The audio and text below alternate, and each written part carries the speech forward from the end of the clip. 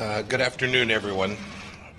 We had a productive Security Council meeting where the United States made clear that Iran's ballistic missile activity is out of control and that they are defying the UN Security Council 2231 in numerous ways. Iran has been testing on a testing spree and a proliferation spree, and this must come to an end.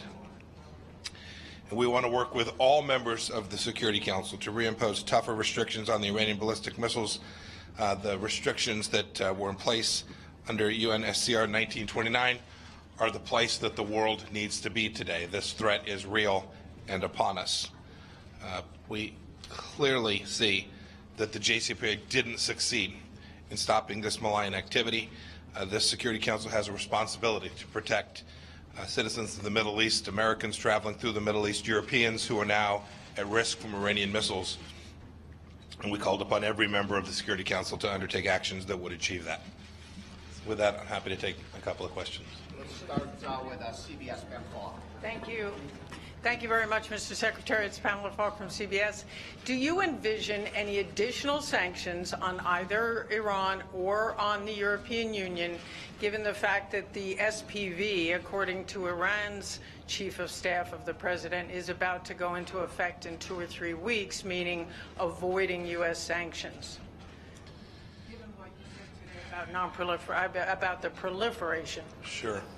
So I never get out in front of decisions that we make about sanctions. We have to evaluate the facts as they present themselves.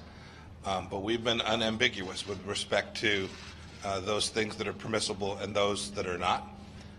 Should it be the case that the Europeans develop an SPV, we'll look at it. There are humanitarian exemptions in the sanctions that have been put in place for foodstuffs and medicine.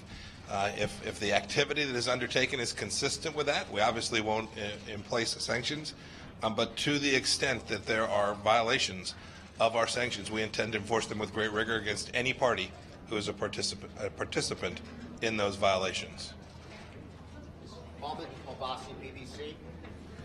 Right here. Thank you, Secretary. BBC Herman. Secretary, you heard your European allies expressing their continued support for JCPOA. You also, even French ambassador, talking about how pressure and sanctions might not change the dynamic much alone. If we are here exactly where we are 1 year from now, another 2231 meeting where your sanctions haven't changed the behavior of the Iranian regime, they are still adhering to the deal, and their missile activity or regional activity is more the same, less, is where we are. What is next? I asked that because Mr. Hook, standing here just 2 weeks ago, talked about military option, and many of your critics are saying you're basically repeating the Iraq playbook, and this is all pretense for war. What is the next step if your sanctions do not work a year from now? So back to first principles. The first thing that didn't work was the JCPOA. All of the ballistic missile activity, save for the last two that I spoke about today, occurred during the JCPOA. So if you're looking for an agreement that was unable to contain assassination efforts in Europe, the establishment of an equivalent of Lebanese Hezbollah on the cusp of being achieved in Yemen, malign activity in Iraq by the Iranians, the missile activity to which we were debating today. If you're looking for bad activity, this all occurred during the JCPOA. So if you're looking for a failed agreement, I got a good one for you. Now it's time for this Security Council to get serious about this real risk from proliferation from the Iranian regime. And it is our determination to do everything we can, everything within, as the President says, everything we can to make sure that we do the right thing. We're going to exert American leadership to build a coalition. And you heard today, you heard 11 members of the Security Council join the United States in expressing their concerns about the Iranian missile proliferation. We're going to work with a coalition to build out a set of responses that deliver deterrence against Iran and its continued proliferation of ballistic missiles and ballistic missile systems that have the potential to carry nuclear warheads. Fox News, Adam Shaw, please. Secretary. Adam Shaw, Fox News. We saw a lot of support for the JCPOA from the European countries today. We also saw a lot of criticism of Iran's destabilizing activities. Are you getting any sense that European countries are beginning to come around to your way of thinking on Iran? So I'll let the European countries speak for themselves with respect to where they are, but this much is clear. We have a different view on the JCPOA. We're unambiguous. When I speak with my European counterparts, we're very clear about that. They view it as the linchpin. I view it as a disaster, and I think President Trump does as well. Now the challenge is this. We continue to see the Islamic Republic of Iran behaving in ways that are inconsistent with keeping people safe all around the world, and we need to figure out how together we can build out a coalition to push back against that. There are lots of places that can occur. It can occur while the JCPOA is still in effect, that is, while they're still inside of it.